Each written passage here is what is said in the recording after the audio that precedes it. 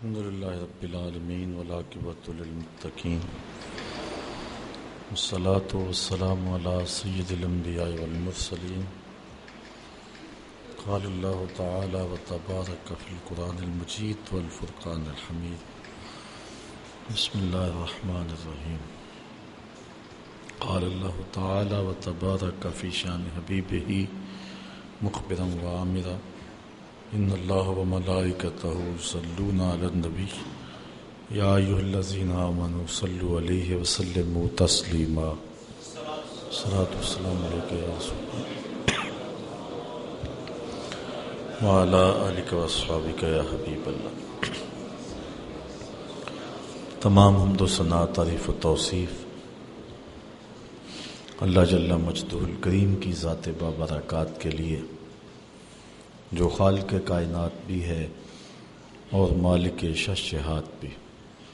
اللہ جل وعلا کی حمد و ثنا کے بعد حضور نبی اکرم، شفیع امم، رسول محتشم، نبی مکرم، اللہ کے پیارے، امت کے سہارے، رب کے محبوب، دانائے غیوب، مالک رقاب امم، فخر عرب و عجم، والی کون و مکان، سیاہ لا مکان، سید انس و جاں، سرور لالا رخاں، نیر تاباں، سر نشین مہوشاں، ماہ خوباں، شہنشاہ حسینہ، تتمہ دوراں، سر خیل زہرہ جمالاں، جلوہ صبح ازل، نور ذات لم یزل، باعث تکوین عالم، فخر آدم و بنی آدم، نیر بطہا، رازدار ما اوہا، شاہد ما طغا، صاحب علم نشرہ،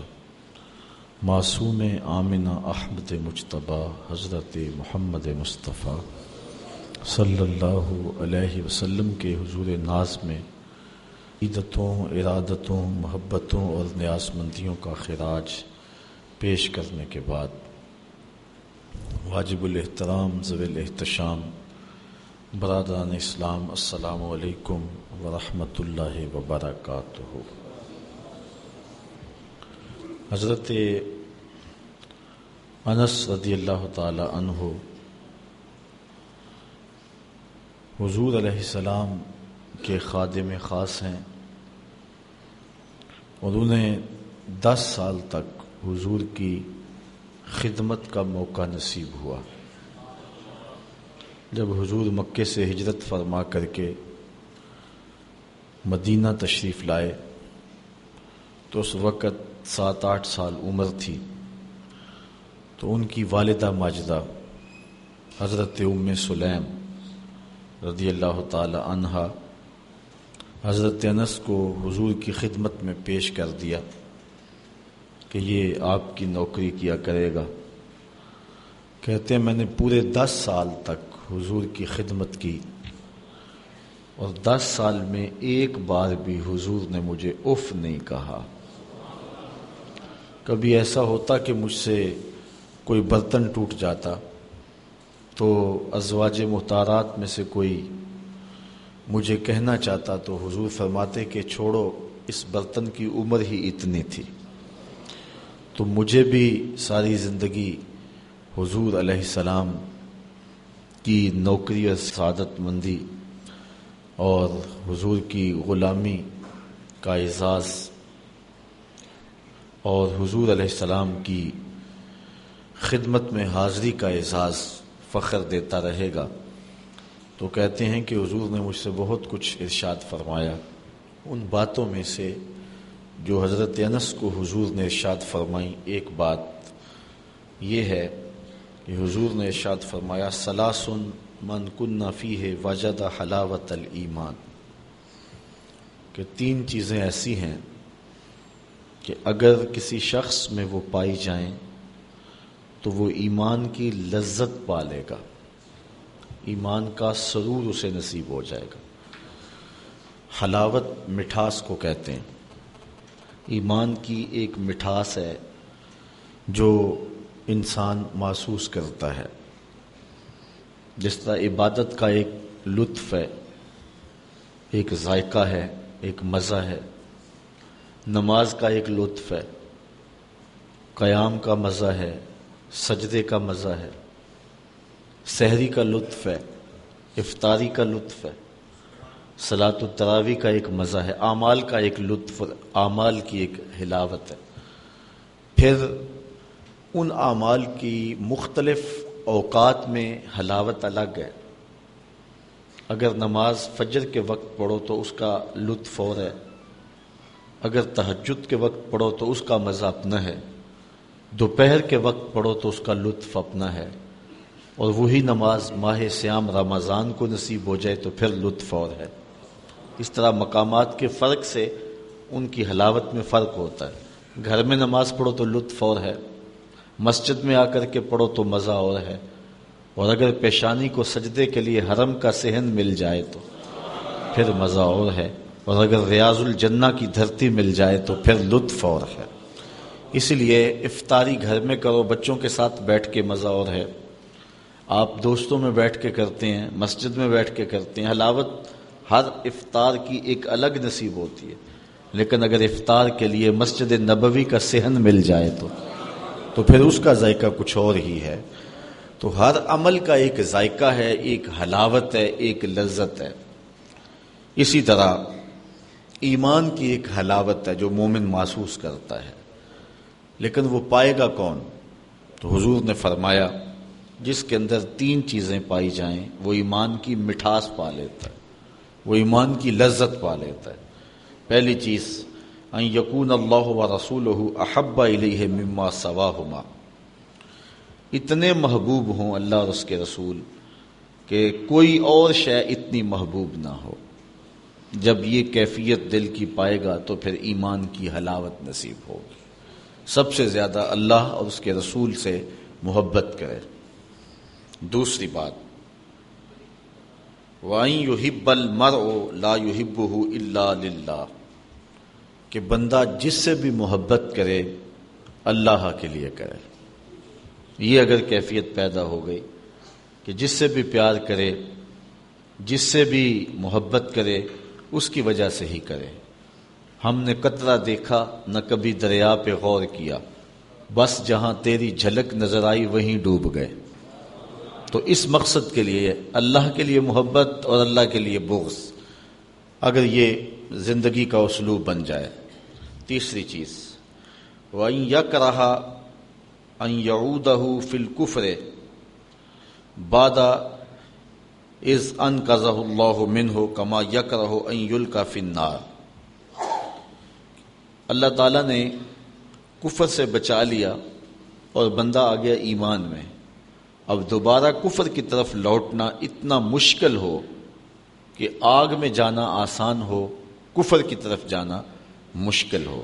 اگر یہ کیفیت باطن کی ہے تو پھر ایمان کی حلاوت پائے گا۔ جو بیرون ملک جانے کے لیے اپنے آپ کو مرزئی لکھ دے اور وہ کہے کہ مجھے ایمان کا مزہ نہیں آیا، اس کو خاک لطف ملنا ہے ایمان کا؟ یہاں تو ہر شے وار دینی ہے۔ ایمان سب سے قیمتی متاع ہے، یہ بات ذہن میں رکھیں۔ اس دنیا پر جو سب سے بڑی ہمیں دولت دی گئی ہے وہ دولت ایمان ہے، اور قیامت کے دن جو سب سے بڑی دولت دی جائے گی وہ دیدار الہی ہوگا۔ تو جس شخص کو یہ 3 سعادت مندیاں نصیب ہو گئیں وہ ایمان کی حلاوت اور ایمان کا مزہ پالے گا۔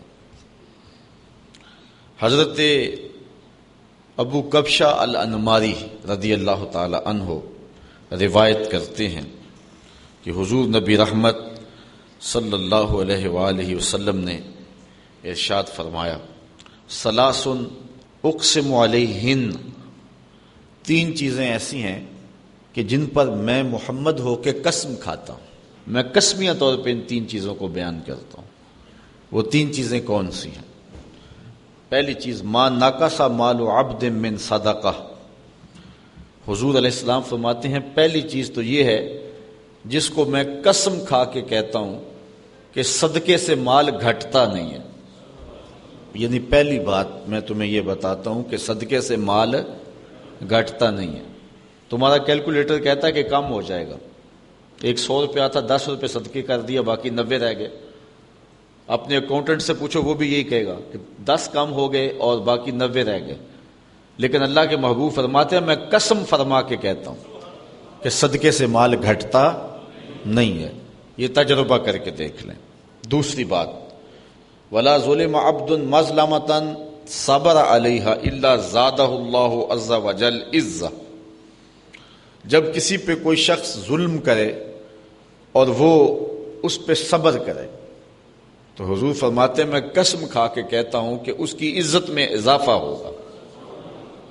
اگر اس نے صبر کر لیا، لوگ کہیں گے لو یہ تو دب گیا، اور اپنی ناک بچانے کے لیے پھر چل پڑا اور لڑائی کا بازار گرم ہو گیا اور سال ہا سال مقدمہ بازی رہی، جنگ و جدل رہا، دونوں طرف سے جو ہے عجیب الجھاؤ رہا، تو اپنی ناک بچانے کے لیے، آبرو کے لیے ایسا کیا نہیں، اس نے صبر کیا. ٹھیک ہے، اس نے جو کیا اس نے کر لیا. حضور فرماتے ہیں میں قسم کر کے کہتا ہوں کہ اس کی عزت میں کمی نہیں ہوگی.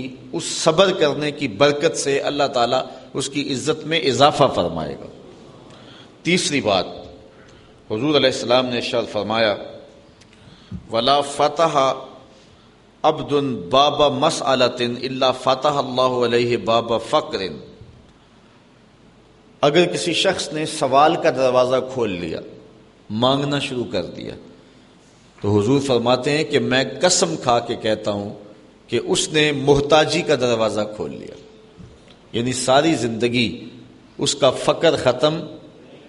آپ دیکھتے ہیں جو مانگنا شروع کر دیتے ہیں ساری زندگی پھر مانگتے ہی رہتے ہیں، ان کی ضروریات پوری نہیں ہوتی.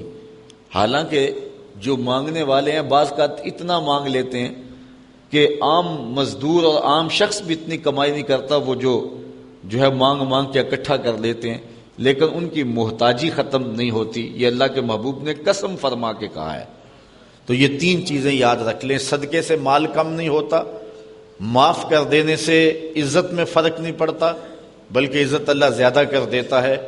اور تیسری بات کہ جب کوئی شخص سوال کا دروازہ کھول دیتا ہے تو پھر اس کی پوری نہیں پڑتی، اس کی محتاجی ختم نہیں ہوتی. حضرت ابو کبشہ الانماری کہتے ہیں میں نے حضور سے سنا اور حضور نے اللہ کی قسم فرما کے یہ تین باتیں بیان فرمائیں. حضرت ابو ہریرہ رضی اللہ تعالی عنہ، وہ تو آپ جانتے ہیں کہ یہ ہر ویلے حضور کے پاس ہی رہتے تھے رضی اللہ تعالی عنہ. تو انہوں نے حضور علیہ السلام سے یہ روایت کی ہے. حضور نے ارشاد فرمایا ثلاث دعوات یستجاب لہن لا شک فیہن. تین دعائیں ایسی ہیں جو کسی صورت میں رد ہی نہیں ہوتی اور اس میں کوئی شک بھی نہیں ہے، ہر صورت میں قبول ہوتی ہیں. پہلی جو ہے دعوت المظلوم، جو مظلوم کی دعا ہے وہ رد نہیں ہوتی. اس لیے کہا مظلوم کی دعا سے بچو، کیونکہ مظلوم کی دعا اور اللہ کے درمیان کوئی پردہ نہیں ہوتا ہے. ودعوت المسافر، اور مسافر کی دعا جو واپس پہنچنے سے قبل کرے. ودعوت الوالد لوالدہ، اور والد کی دعا اپنی اولاد کے لیے، اپنے بیٹے کے لیے. یہ تین دعائیں ایسی ہیں جو رد نہیں ہوتی، اللہ اپنے کرم سے انہیں قبول فرماتا ہے. حضرت علی المرتضیٰ رضی اللہ تعالی عنہ روایت فرماتے ہیں ثلاث لیس لأحد من الناس فیہن رخصہ. تین چیزیں ایسی ہیں جن سے کسی کو بھی چھٹی نہیں ہے. تین چیزیں ایسی ہیں جن سے کسی شخص کو بھی چھٹی نہیں ہے، رخصت نہیں ہے کہ چلو اسے معاف کر دیں، اسے معاف کر دیں. کئی صورتوں کے اندر عورتوں کے اوپر مخصوص ایام میں نماز روزے کی چھٹی ہے. مرد بوڑھا ہو جائے اور نہ جا سکے، بڑائی، بیماری یا مرض یا سفر ہو تو جمعے کی چھٹی ہے. اس طرح شیخ فانی کے لیے روزے کی چھٹی ہے، رخصت ہے. لیکن فرمایا کہ تین چیزیں ایسی ہیں کہ ان میں رخصت نہیں ہے، چھٹی نہیں ہے. پہلی بر الوالدین مسلمن کانا او کافرن، والدین کے ساتھ اس نے سلوک کرنا، چاہے مومن ہو چاہے کافر ہو. والدین کافر بھی ہوں تو ان کے ساتھ بھی اس نے سلوک کیا جائے گا. یہ وہ عمل ہے جس میں چھٹی اور رخصت نہیں ہے.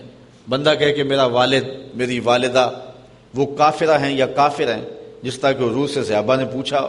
آج کل تو ہمارے ہاں یہ مسئلہ نہیں ہے، لیکن ادھر یہ مسائل بہت سارے تھے، بالخصوص اس زمانے میں. تو کہا کہ ان کے ساتھ ہر صورت کے اندر بر یعنی نیکی کرنی ہے۔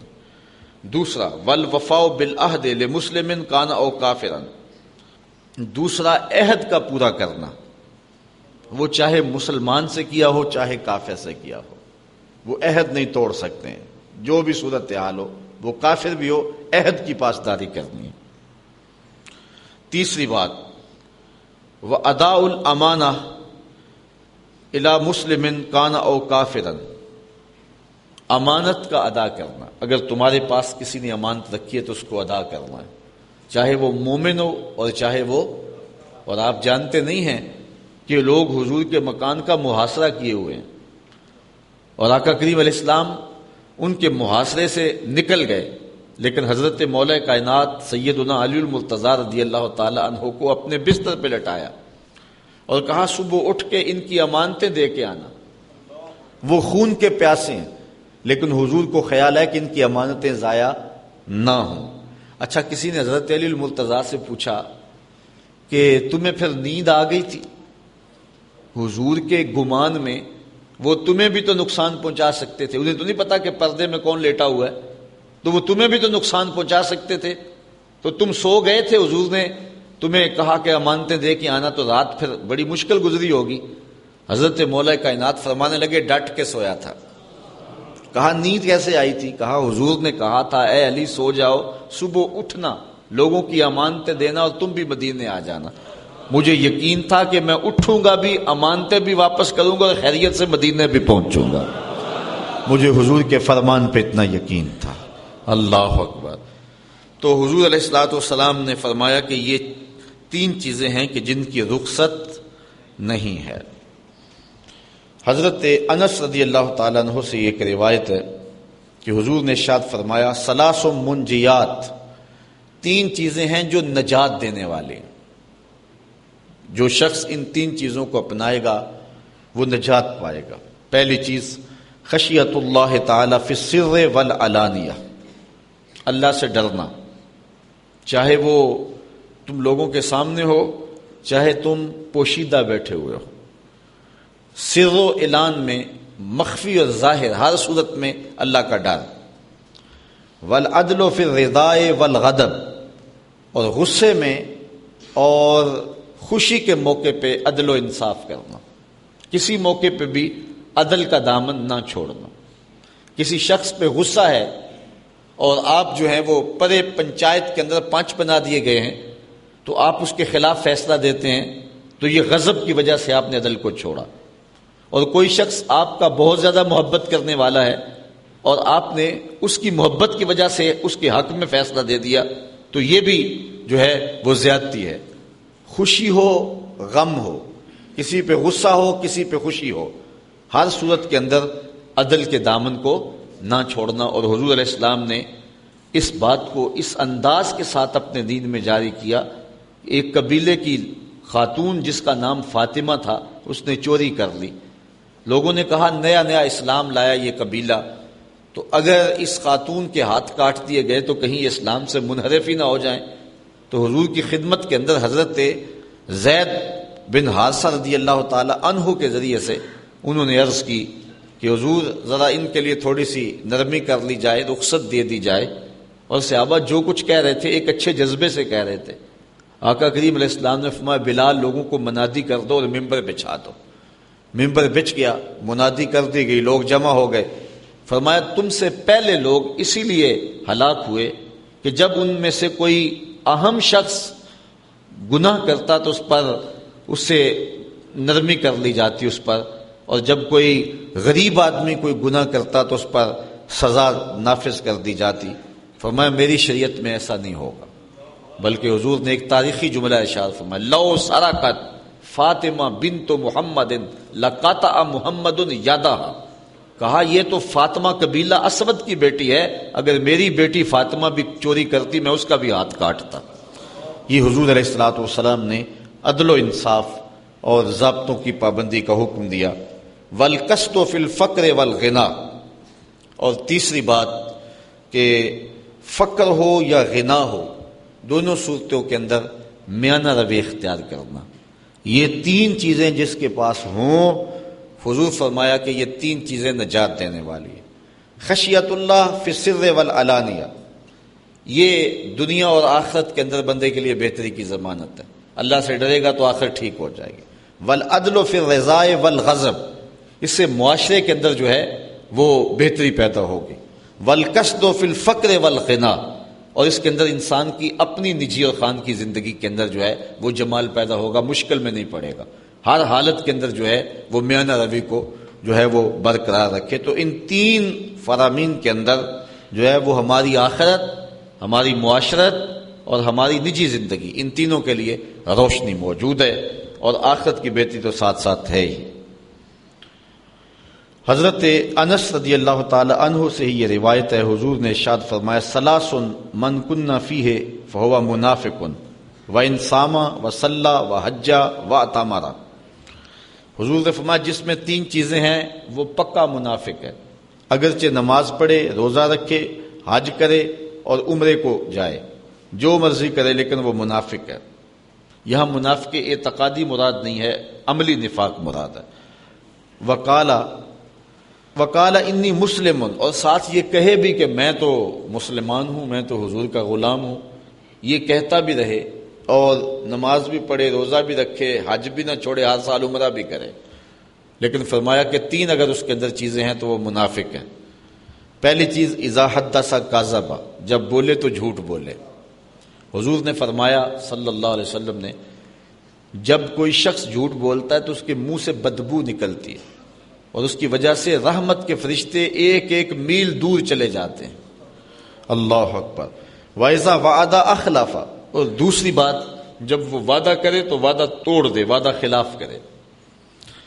وَإِذَا اؤْتُمِنَ خَانَ، اور تیسری بات، جب اس کے پاس امانت رکھی جائے تو اس میں خیانت کرے، امانت میں خیانت کرے، وعدہ خلافی کرے اور بولے تو جھوٹ بولے۔ جس شخص میں یہ 3 بری خصلتیں پائی جائیں، وہ روزہ رکھتا ہے، نماز پڑھتا ہے، حج کرتا ہے، عمرہ کرتا ہے اور بار بار اپنے مسلمان ہونے کا اعلان کرتا ہے، تو حضور نے فرمایا کہ وہ شخص منافق ہے۔ حضرت مولا کائنات سیدنا علی المرتضیٰ رضی اللہ تعالی عنہ سے روایت ہے کہ حضور علیہ السلام نے ارشاد فرمایا ثلاث لا تؤخروہن، 3 چیزوں کو کبھی بھی مؤخر نہ کرنا، 3 چیزوں میں کبھی بھی دیر نہ کرنا۔ پہلی چیز الصلاۃ اذا اتت، جب نماز آ جائے تو فوراً ادا کر لو۔ والجنازۃ اذا حضرت، اور جب جنازہ حاضر ہو جائے تو فوراً نماز جنازہ پڑھ لی جائے۔ یہ میت کی تکریم ہے، میت کا اعزاز ہے کہ فوراً جنازہ پڑھا جائے۔ وہ وضو کر رہا ہے آدمی، وہ دور سے آ رہا ہے، کپڑا ہلایا جا رہا ہے کہ جلدی آ جا، اور میت جو ہے وہ پڑی ہوئی ہے، یہ جو ہے وہ اس کی تکریم کے برعکس بات ہے۔ بلکہ ہمارے ہاں ایک مسئلہ مشہور ہے کہ جو وضو جنازے کے لیے کیا جائے وہ جنازے کے بعد ٹوٹ جاتا ہے، نماز کے لیے نیا وضو کرنا چاہیے۔ یہ مسئلہ ٹھیک نہیں، اصل یوں مسئلہ نہیں ہے، مسئلہ یہ ہے کہ جنازے میں سوائے ولی میت اور امام جس نے جنازہ پڑھانا ہے، وہ بغیر وضو کے جنازہ نہیں پڑھ سکتا، دور بھی ہے تو وہ جا کے وضو کر کے آئے گا۔ لیکن جو دوسرے لوگ ہیں ان کے لیے جنازے کا انتظار نہیں ہوگا، نہ ہو سکتا ہے، تو وہ اگر باوضو نہیں ہیں اور پانی دور ہے، اگر وہ وضو کرنے گئے تو جنازہ نکل جائے گا تو وہ تیمم کر سکتے ہیں۔ تو وہ تیمم ایک خاص وقت اور ضرورت کے لیے کیا گیا تھا، جو ہی جنازہ پڑا تو وہ تیمم ان کا ختم ہو جائے گا۔ تو وہ یہ ہے کہ وہ اس تیمم سے کوئی اور کام نہیں کر سکتے، اور اس کو یوں بنا لیا گیا کہ وضو والے جنازے والے وضو سے نماز نہیں ہوتی، جو وضو کیا جائے اس میں کوئی نہیں، جو تیمم وہ وقتی طور پہ کیا گیا تھا۔ اس لیے کہ جب جنازہ آ جائے تو اس کو رکھ کے اوروں کا انتظار کریں، یہ میت کے پروٹوکول، اس کی تکریم اور اس کے اعزاز کے خلاف ہے کہ اس کو رکھا جائے اور کسی اور کا انتظار کیا جائے، سارے آ کے اس کا انتظار کریں۔ یہ کیوں کسی کا انتظار کرے؟ تو جب جنازہ آ جائے تو پھر فوراً جنازہ پڑھ لینا چاہیے۔ بعض کا جو ٹائم دیا ہوا ہوتا ہے پڑھنے لگتا تو ایک بندہ بولتا جی ابھی وہ ٹھہرو ذرا 5 آدمی آ رہے ہیں، اور وہ امام ٹھہرتا تو پھر وہ دوبارہ شروع کرنے لگتا ہے، پھر ایک آواز دیتا وہ دیکھو جی ابھی کچھ لوگ وضو کر رہے ہیں، اور جو پہلے آئے ہیں وہ بےچارے جلدی میں ہوتے ہیں۔ بہرحال بعد میں آنے والے یا پہلے آنے والے وہ تو انتظار کر لیں گے، یہ میت کا پروٹوکول ہے کہ اس کے لیے کسی کا انتظار نہ کیا جائے، یہ اس کی تکریم ہے۔ اللہ تعالیٰ نے مرنے والے کو یہ تکریم دی ہے، اور تکریم کا عالم یہ دیکھیے کہ جنازے کو ایک آدمی بھی اپنی کمر پہ لاد کے لے جا سکتا تھا، لیکن 4 آدمیوں کو حکم دیا اور ان کو بھی کہا کہ کندھا بدلتے رہیں تاکہ مرنے والے کو تکریم ملتی رہے، اور بلکہ کہا زیادہ تیز بھی نہ چلنا، میرے شاہکار کو کہیں جھٹکا بھی نہ لگ جائے۔ اور پھر یہ تعظیم اور یہ توقیر کہ امام وقت بھی ہو، امام کعبہ بھی ہو، وقت کا غوث بھی ہو، وہ بھی پیچھے کھڑا ہے اور لاش آگے پڑی ہوئی ہے، جنازے کو آگے رکھا گیا، یہ اس کا پروٹوکول ہے، یہ اس کا اعزاز ہے، یہ اس کی تکریم ہے۔ تو دوسری بات، جب جنازہ آ جائے تو پھر جو ہے اس میں جلدی کی جائے، تاخیر نہ کی جائے۔ وَالْأَيِّمُ اذا وجدت کفواً، اور جب بیٹی کے لیے معقول رشتہ مل جائے تو پھر اس کے نکاح کے اندر جو ہے وہ تاخیر نہ کی جائے۔ یہ 6 سال 5 سال منگنیاں رہتی ہیں، نہیں، جب کوئی معقول رشتہ کف میں مل گیا تو پھر دیر نہ کی جائے، فوری نکاح کر دی جائے۔ آج ہم نے نکاح کو اتنا مشکل بنا لیا ہے کہ نکاح جو ہیں وہ اتنے زیادہ تاخیر کے ساتھ ہو رہے ہیں اور اس سے بہت ساری خرابیاں پیدا ہو رہی ہیں۔ حضرت ابن عمر رضی اللہ تعالیٰ عنہ سے ایک روایت ہے، ثلاث لا ترد الوسائد والدہن واللبن، حضور نے فرمایا کہ 3 چیزوں کو رد نہیں کیا جائے گا، 3 چیزوں کو رد نہیں کیا جائے گا، کوئی پیش کرے تو موڑا نہیں جائے گا۔ پہلے تکیہ، کوئی تکیہ کسی کو دے بیٹھتے ہوتے تو قبول کر لے۔ دوسری بات والدہن، اور کوئی تیل پیش کرے تو اس کو قبول کر لے، عطر وغیرہ یا کوئی تیل۔ واللبن، اور تیسرا دودھ، اگر دودھ پیش کیا جائے تو اس کو قبول کر لے۔ حضرت فضالہ بن عبید رضی اللہ تعالیٰ عنہ فرماتے ہیں، ثلاث لا یجوز اللعب فیہن، 3 چیزوں کے اندر کھیل کود نہیں ہے۔ ہنسی مزاح میں کوئی بات کہہ دیں آپ، لیکن 3 چیزوں میں کھیل کود کا اعتبار نہیں ہوگا۔ الطلاق، پہلی چیز طلاق میں، ہنستے ہنستے مزاح میں طلاق دے دی ہو جائے گی۔ والنکاح، نکاح بھی اگر کھیل کود میں جو کر لیا تو وہ بھی ہو جائے گا۔ والعتق، اگر غلام کو مزاح کے طور پہ کہہ دیا کہ جا تو آزاد ہے تو وہ بھی آزاد ہو جائے گا۔ تو ان 3 چیزوں کے اندر کھیل نہیں ہوگی، جو ہوگا وہ حقیقت ہوگی۔ حضور علیہ السلام کا ایک اور فرمان سنیے، جس کو حضرت ابو ہریرہ رضی اللہ تعالی عنہ نے بیان فرمایا کہ حضور نے ارشاد فرمایا، ثلاثۃ حق علی اللہ تعالی عونہم، 3 لوگ ہیں اللہ تعالیٰ نے اپنے اوپر ذمہ لیا ہوا ہے کہ ان کی مدد کرنی ہے۔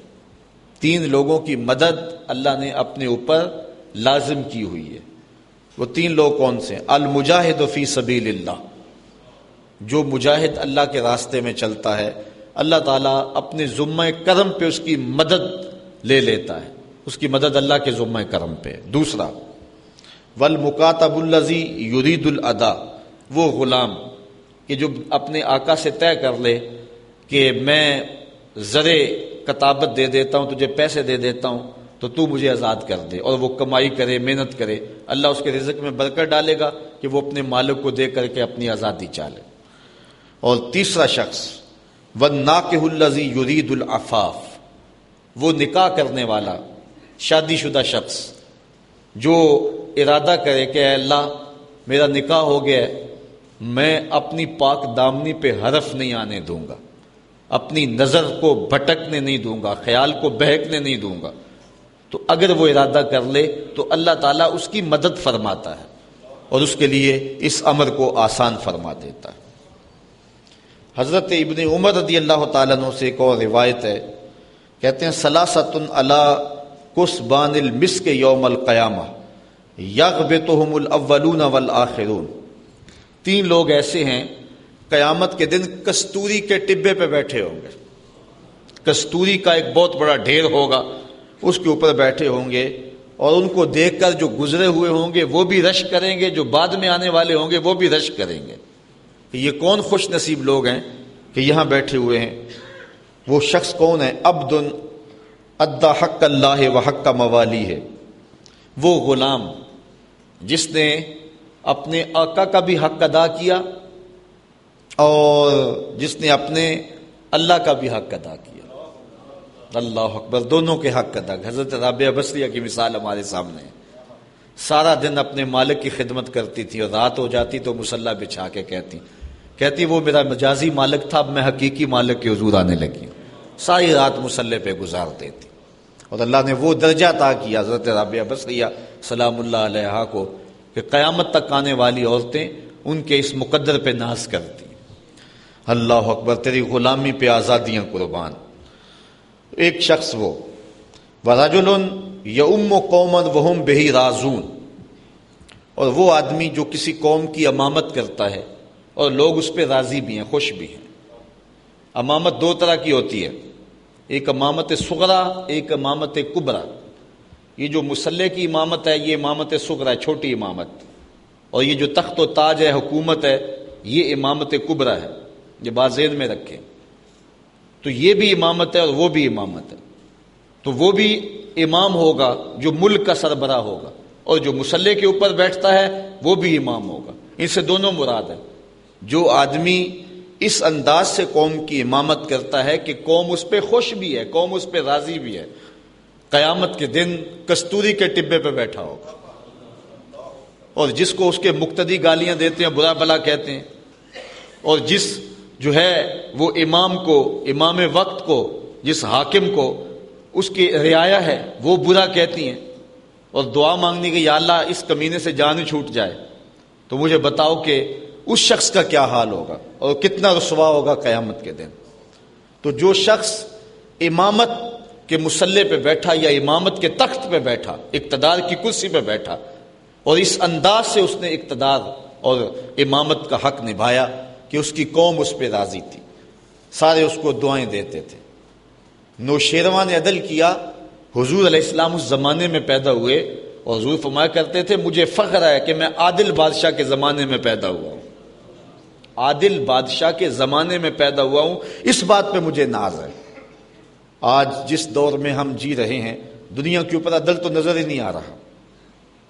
آج انفرادی سطح سے لے کر کے آگے تک چلے جائیں تو آج تو ہم انتہائی ظلم کی چکی میں پس رہے ہیں۔ دوسرا وہ شخص وَرَجُلٌ يَؤُمُّ قَوْمًا وَهُمْ بِهِ رَاضُونَ، اور تیسرا شخص وَرَجُلٌ يُنَادِي بِالصَّلَاةِ الْخَمْسِ فِي كُلِّ يَوْمٍ وَلَيْلَةٍ، اور تیسرا وہ شخص جو نور کے ٹبے پہ بیٹھا ہوگا، وہ شخص ہے کہ جو صبح و شام مسجد میں اللہ کی رضا کے لیے اذان دیتا ہے۔ اس مؤذن کو اللہ تعالیٰ قیامت کے دن جو ہے وہ نور کے ٹبے پہ بٹھائے گا۔ حضرت انس سے روایت ہے، ثلاثۃ فی ظل العرش یوم القیامہ یوم لا ظل الا ظلہ، قیامت کے دن تین شخص ایسے ہیں کہ عرش کے سائے تلے ہوں گے جب کوئی سایہ نہیں ہوگا۔ وہ کون سے ہیں؟ واصل الرحم یزید اللہ فی رزقہ ویمد فی اجلہ، پہلا شخص جو صلہ رحمی کرتا ہے، جو ٹوٹتا ہے اس کو ٹوٹنے دیتا، اس کو جوڑتا ہے۔ سل من قاطع کا وات من حرما کا، یہ حضور نے حکم دیا، رشتہ داریوں کو توڑتا نہیں جوڑتا ہے۔ آج ہم نے پتہ نہیں یہ کہاں سے سیکھ لیا ہوا ہے کہ جو 2 قدم پیچھے ہٹے گا میں 10 قدم پیچھے ہٹوں گا، میں بڑا غیرت مند ہوں۔ اور یہ نہ یہ کہ تو 2 قدم پیچھے ہٹے گا میں پیچھے ہٹنے نہیں دوں گا، میں پیچھے بھاگ کے آؤں گا۔ بھاگ، ہاں کدھر بھاگتا ہے، ایک دن تو بھی پیار کرنے پہ مجبور ہوگا، اتنی محبت کروں گا، ایک دن تجھے بھی جیت لوں گا محبت کے زور پہ۔ یہ کہو، یہ نہ کہو کہ 2 قدم پیچھے ہٹو گے تو میں 10 قدم پیچھے ہٹوں گا۔ پھر کیا ہوا؟ کہا تو ہٹنا جتنا مرضی ہٹ، میں تجھے پیچھے نہیں ہٹنے دوں گا، میں جو ہے وہ تیری جان نہیں چھوڑوں گا۔ تو یہ ہے جو شخص صلہ رحمی کرتا ہے۔ اور حضور علیہ السلام کا ایک فرمان ہے کہ جو شخص چاہتا ہے کہ میری عمر میں اور میرے رزق میں برکت ہو، وہ صلہ رحمی کیا کرے۔ صلہ رحمی کرنے والے کے رزق میں بھی برکت ہوتی ہے، اس کی عمر میں بھی برکت ہوتی ہے۔ تو ایک وہ شخص ذل عرش میں ہوگا جو صلہ رحمی کرتا ہے۔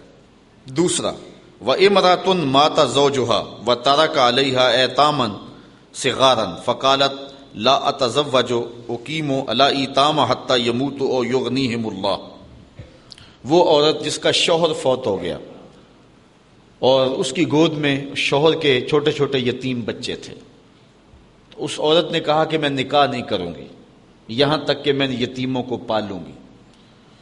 اور وہ یتیم یا تو فوت ہو گئے یا اس نے ان کو پال لیا، وہ اللہ تعالیٰ نے اس کو بے نیاز کر دیا۔ وہ عورت جس نے اپنی خواہشات کو روکا رکھا، پاک دامنی کی حفاظت کی اور یتیم بچوں کے لیے نکاح نہ کیا، ان یتیموں کو لے کے بیٹھی رہی، حضور فرمایا کل قیامت کے دن جب کوئی سایہ نہیں ہوگا اس خاتون کو اللہ اپنے عرش کا سایہ عطا فرمائے۔ اللہ اکبر۔ اور تیسرا شخص وَعَبْدٌ صَنَعَ طَعَامًا فَأَضَافَ ضَيْفَهُ وَأَحْسَنَ نَفْقَتَهُ فَدَعَا عَلَيْهِ الْيَتِيمَ وَالْمِسْكِينَ فَأَطْعَمَهُمْ لِوَجْهِ اللَّهِ عَزَّ وَجَلَّ۔ وہ شخص کہ جس نے کھانا پکایا تو اس نے زیادہ پکا لیا، اور اس میں اس نے یتیموں اور مسکینوں کو بلایا اور بلا کر کے ان کو عزت کے ساتھ بٹھا کے کھلایا۔ تو اس نے یتیموں کو عزت دی، مسکینوں کو عزت دی، اللہ تعالیٰ کل قیامت کے دن اپنے عرش کے سائے تلے اسے عزت عطا فرمائے گا۔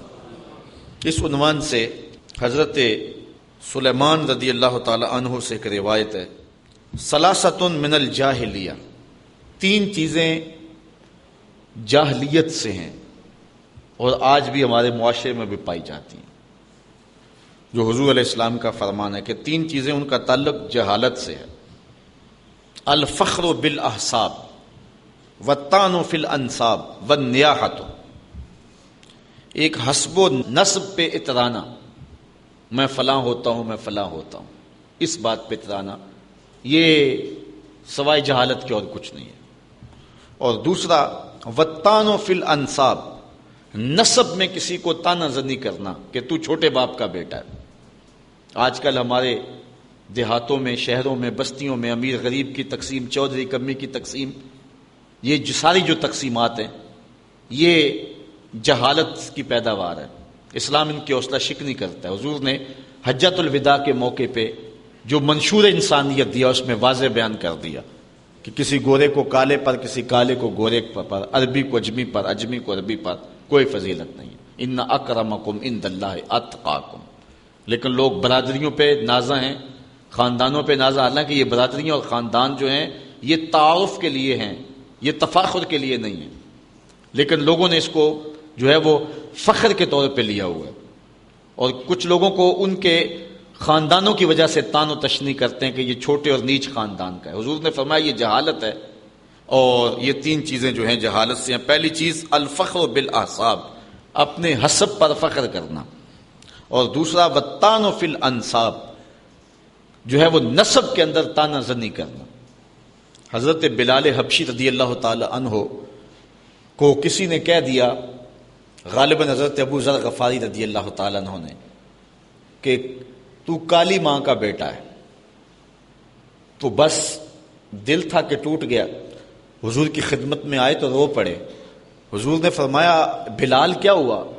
عرض کی حضور آج مجھے اس معاشرے میں بھی طعنہ دیا گیا، میں جس گند اور غلاظت سے نکل کے آیا تھا وہاں تو تھی ذلت، لیکن یہاں تو اسلام نے مجھے عزت دی، لیکن آج یہاں بھی میں پریشان ہوا ہوں کہ مجھے کہا گیا ہے کہ تو کالی ماں کا بیٹا ہے۔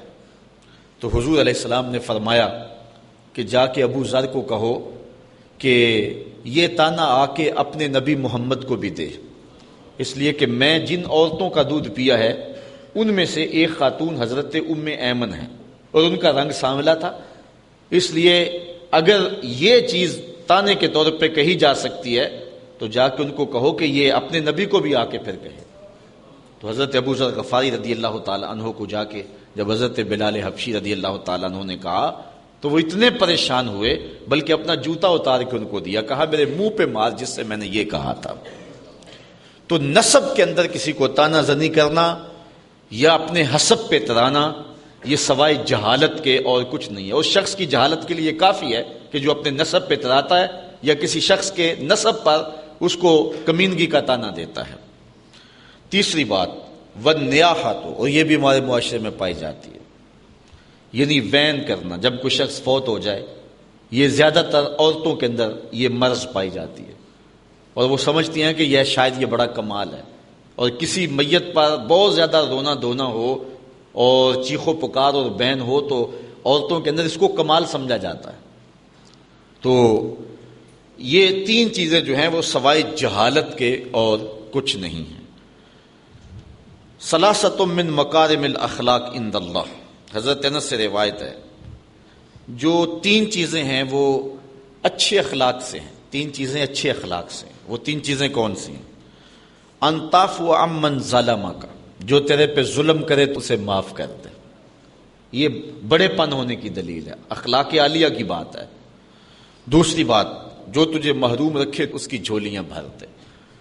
تمہیں ضرورت پڑ گئی، کسی کے پاس گئے، رشتہ داری تھی، دوستانہ تھا، اس مشکل وقت آپ کے کام نہ آیا وہ، اب اس کو مصیبت پڑی تو وہ آپ کے پاس آیا، تو آپ نے اس بات کو یاد رکھا، آپ نے اس کو خالی لٹایا یا تان و تشنی کی کہ ایک وقت تھا کہ میں بھی تیرے پاس آیا، اب سنا پھر نہیں، نہ اس کو یاد دلانا ہے۔ اگر انسان ہوا تو وہ خود ہی سمجھتا ہے اس بات کا، اور اگر انسانیت نہیں ہے تو جتلانے سے بھی کوئی فائدہ نہیں ہے۔ اور دوسری بات ہے کہ تم نے اللہ سے اجر پانا ہے، تو نہ اس کو خالی موڑیں کہ اس نے مجھے کچھ نہیں دیا تھا اس وقت، میں پھنسا تھا تو اس نے میرے پہ ترس نہیں کیا تھا، تم اس کی جھولی بھرو، یہ نہ کہو کہ اس نے میرے ساتھ یہ سلوک کیا تھا، نہیں، یہ اچھے اخلاق سے ہے اور مکارم اخلاق سے ہے۔ وَتَصِلَ مَنْ قَطَعَكَ، اور تیسرا جو تجھ سے قطع تعلقی کرے تو اس کے ساتھ صلہ رحمی کرے۔ حضرت معاویہ بن حیدہ رضی اللہ تعالیٰ عنہ روایت کرتے ہیں کہ حضور نے فرمایا ثلاثۃ لا ترى اعینہم النار یوم القیامہ، کہ 3 لوگ ایسے ہیں کہ جن کی آنکھیں کل قیامت کے دن جہنم کی آگ کو نہیں دیکھیں گی۔ 3 لوگوں کی آنکھیں جہنم کی آگ کو نہیں دیکھیں گی۔ پہلی آنکھ کون سی ہے؟ عین بکت من خشیۃ اللہ، وہ آنکھ جو اللہ کے خوف سے روئی۔ حدیث میں آتا ہے کل قیامت کے دن جس بال کی جڑ بھی بھیگی ہوگی وہ بال بھی اس شخص کی شفاعت کرے گا۔ لا خیر فی عین لا تبکی من خشیۃ اللہ، امام ابو نعیم نے یہ روایت لکھی ہے کہ اس آنکھ میں کوئی بھلائی نہیں ہے جو اللہ کے خوف میں روتی نہیں ہے۔ یہ بہت بڑی سعادت مندی ہے، بلکہ فرمایا راتوں کو اٹھ اٹھ کے رویا کرو اور قرآن مجید کی تلاوت کیا کرو، رویا کرو۔ فَإِلَّمْ تَبْكُوا فَتَبَاكُوا، اگر رونا نہ آئے تو رونے کی کوشش کیا کرو۔ حضرت داتا صاحب سے کسی نے پوچھا کہ اگر کوئی رونے کی کوشش کرے پھر بھی رونا نہ آئے، فرمایا پھر مقدر پہ روئے، کہ اتنا سنگ دل ہو گیا کہ رونا چاہتا ہے پھر بھی آنکھ نمناک نہیں ہوتی ہے۔ پہلے وہ آنکھ جو خوف خدا سے روتی ہے، وَعَيْنٌ حَرَسَتْ فِي سَبِيلِ اللَّهِ، اور دوسری وہ آنکھ جو اللہ کی راہ میں جاگتی ہے، پہرا دیتی ہے۔ وَعَيْنٌ غَدَّتْ مِن مَحَارِمِ اللَّهِ، اور وہ آنکھ اللہ کی حرام کردہ جگہوں سے بچتی ہے، اپنے آپ کو روکتی ہے، جہاں اللہ نے منع کیا ہے وہاں نظر نہیں اٹھتی ہے۔ یہ 3 آنکھیں قیامت کے دن جہنم کی آگ نہیں دیکھیں گے۔ ثلاثۃ لا یستخف بحقہن الا منافق، 3 لوگ ایسے ہیں کہ جن کے حق کو منافق کے علاوہ کوئی ہلکا نہیں جانتا۔ وہ تو 3 چیزیں تھی جو پیچھے ساری گزری، یہ 3 لوگ ہیں کہ جن کے حق کو منافق کے علاوہ کوئی ہلکا نہیں جانتا۔ وہ کون کون سے؟ ذو الشیبۃ فی الاسلام، جس نے اسلام میں بڑھاپے کو پا لیا، جو بوڑھا ہوا، بوڑھے کے حق کو منافق نہیں جانتا، باقی ہر مومن جانتا ہے کہ اس کا حق کیا ہے اور اس کی تعظیم کرتا ہے۔ امام ابو نعیم نے لکھا ہے جو شخص 80 سال کی عمر میں انتقال کرتا ہے، اللہ تعالیٰ اس کے بڑھاپے کا حیا کرتے ہوئے بغیر حساب کے جنت عطا فرماتا ہے، اور جو شخص 90 سال کی عمر میں انتقال کرتا ہے اللہ تعالیٰ اس کے بڑھاپے کا حیا کرتے ہوئے اس کو قیامت کے دن حق شفاعت عطا فرمائے گا۔ تو بخشا ہوا ہی ہے، اب جس کی تو چاہتا ہے اس کی بھی سفارش کر لے، اس کو جنت میں لے جائے۔ یہ اللہ کا خاص کرم ہوگا بوڑھے کے اوپر۔ حضرت باجزید بستامی کہتے ہیں انتقال کے بعد کسی کو خواب میں ملے 72 سال کی عمر میں انتقال ہوا تھا، تو کسی نے کہا کہ سناؤ کیا حال ہوا؟ کہا اللہ نے کرم کر دیا۔ کہا کیسے؟ کہا جب میں اس کے روبرو پیش ہوا نا تو اللہ تعالیٰ نے مجھے فرمایا اے بوڑھے بتا میرے پاس کیا لے کر آیا ہے، اے بوڑھے بتا میرے پاس کیا لے کر آیا ہے۔ تو میں نے عرض کی مالک بادشاہوں کی دہلیز پہ اگر کوئی فقیر آئے تو بادشاہ یہ تو نہیں پوچھا کرتے کیا لے کر آئے ہو، بادشاہ تو فقیروں کو یہی پوچھتے ہیں کیا لینے آئے ہو۔ میں لے کر کچھ بھی نہیں آیا، تیری رحمت لینے آیا ہوں۔ اللہ تعالیٰ نے بغیر حساب کے میری مغفرت فرما دی۔ تو بوڑھے کی عزت اور تکریم یہ ایمان کی علامت ہے، اور جو بوڑھے کی عزت نہیں کرتا ہے وہ منافق ہوگا۔ وذو العلم، اور دوسری بات علم والا شخص، عالم شخص اگر بھٹک بھی جائے نا تو پھر بھی اس کی قدر کرو اور اس کے لیے دعا کرو کہ اللہ اس کو ٹھیک کر دے۔ تو علم والے کی قدر بھی جو ہے وہ مومن کرتا ہے۔ منافق عالم کا گستاخ ہوتا ہے، یہ بات آپ کو بتاؤں، جو منافقانہ روش رکھتا ہوتا ہے اس کے سینے میں عالم کے لیے قدر نہیں ہوتی ہے۔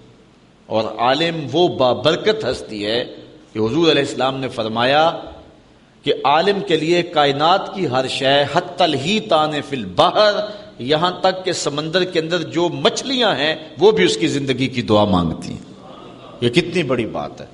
اور میں کہتا ہوں اس سے بڑی بات کیا ہوگی کہ حضور نے فرمایا العلماء ورثۃ الانبیاء، علماء نبیوں کے وارث ہیں۔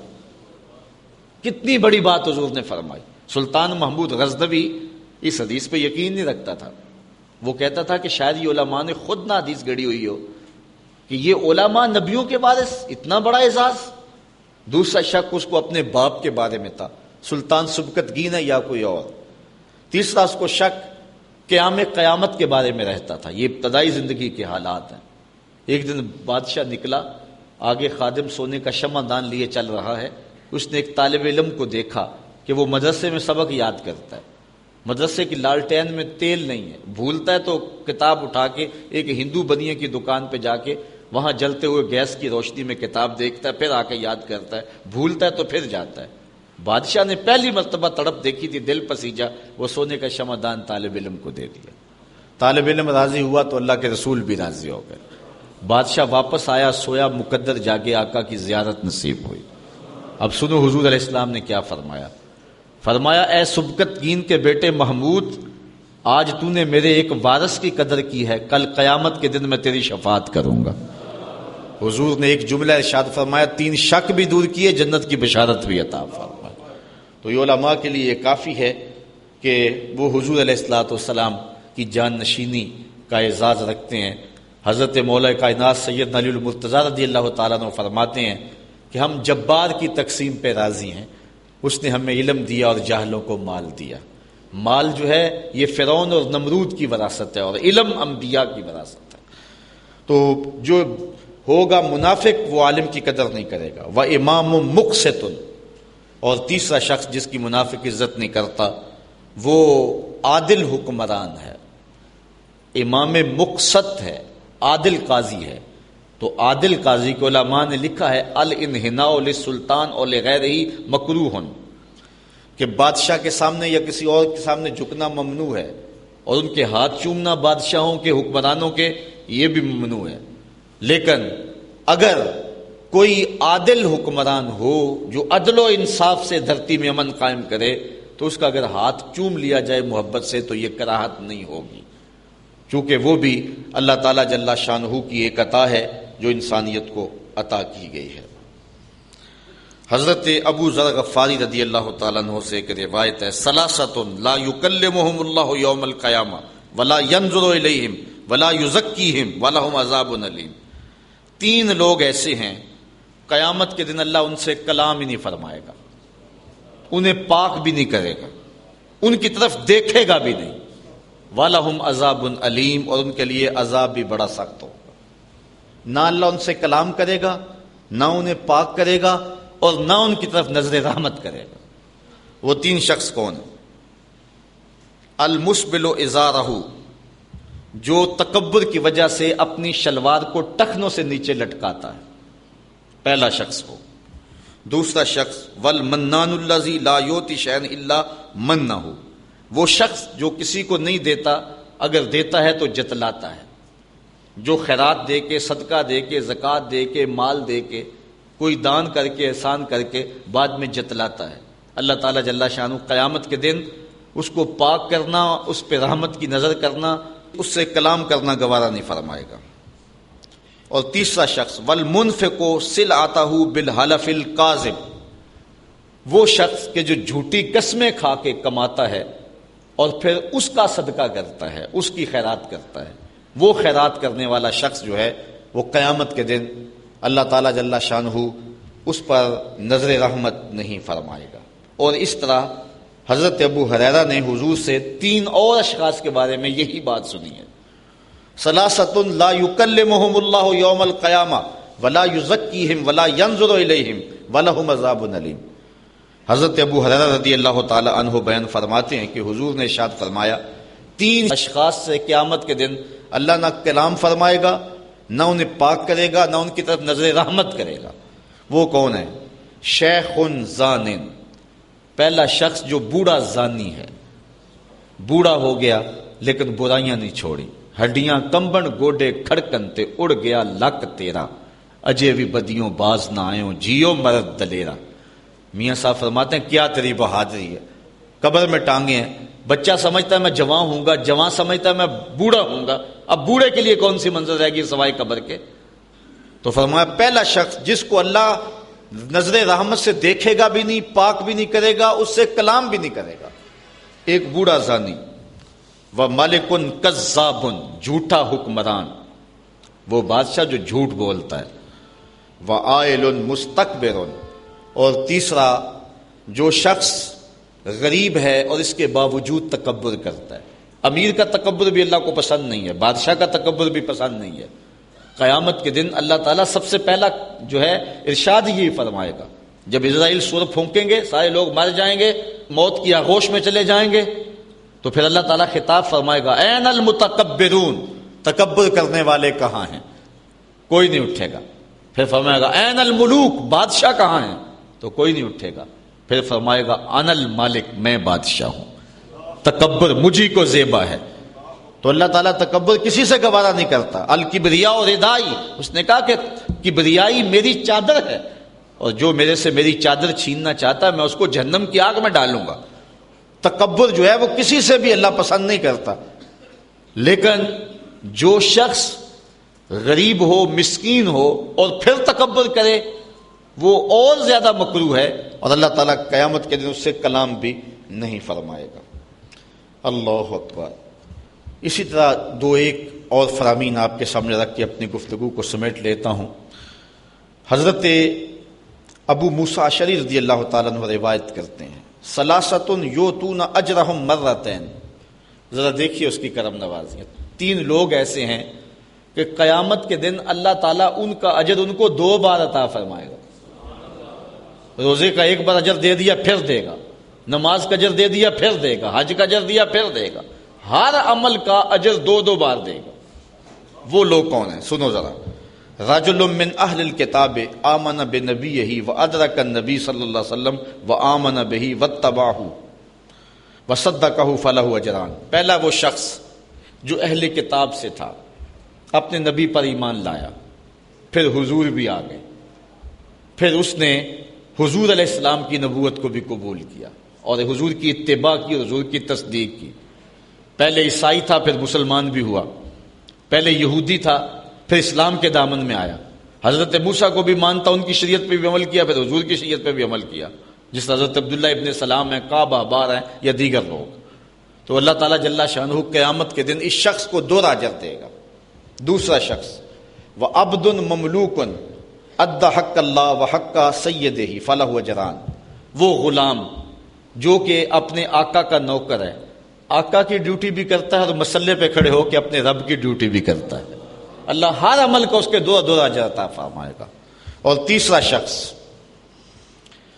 ورجل کانت لہ آمۃ فغزاها فاحسن غزاها ثم ادبها فاحسن تادیبها وعلمها فاحسن تعلیمها ثم آتقها وتزوجها فله اجران۔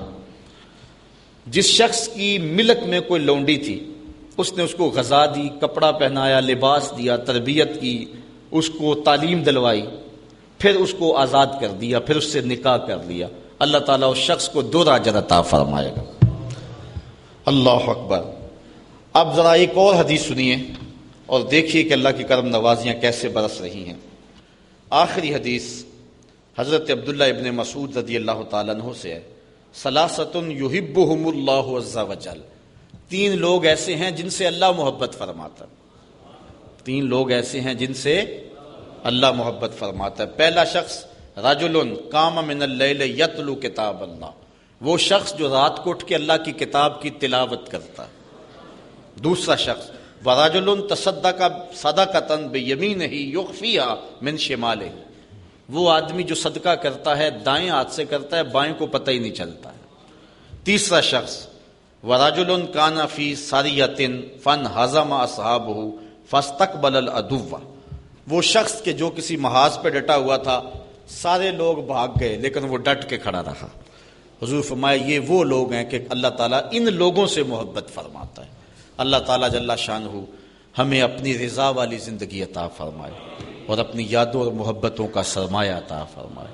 آفاق کے ہر ہر گوشے میں قرآن سنا کر دم لینا،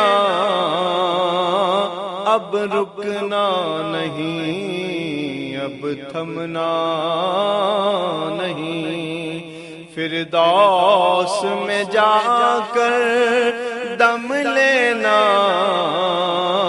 آفاق کے ہر ہر گوشے میں قرآن سنا کر دم لینا، اب رکنا نہیں، اب تھمنا نہیں.